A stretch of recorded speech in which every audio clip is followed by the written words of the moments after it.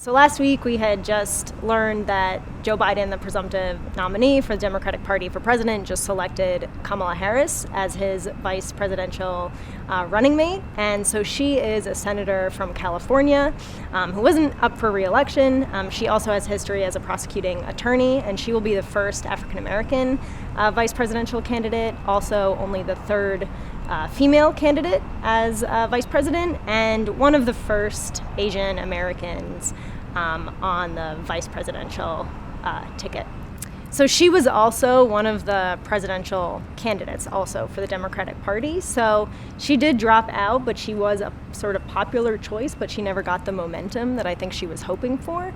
So the fact that she was selected as vice presidential candidate, though, kind of signals her qualifications and how strong she was doing in the race for president.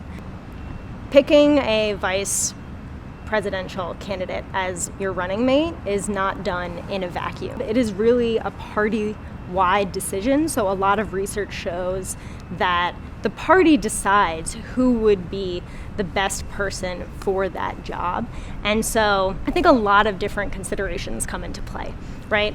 First and foremost is like electability and strategy. So we know that the people in power in the party really want to know who might boost the vote share for their party's nominee. So there's reasons why I think the people who were involved in this decision think that Kamala Harris would be the most strategic choice.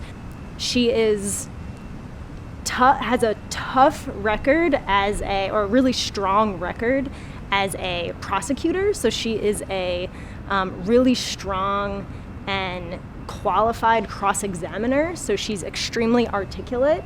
We saw in one of the presidential debates, or primary debates, that her and Biden really conflicted over a lot of issues, especially issues surrounding race and policing and segregation and crime. And so she has a very strong record in those areas, a very complicated record in those areas. But because she is so strong in those areas and she really did butt heads with Joe Biden, I think it really shows how strong she is as a candidate, and especially her communication style is very different than Joe Biden's. Biden is known for his gaffes, or kind of how casual he can be in his manner of speaking and his sort of policy wonkiness, whereas Harris is quite the opposite. She's really straightforward, she's to the point, she's an aggressive debater, and so I think for all of those reasons, she was selected as being kind of the strongest fit for the job.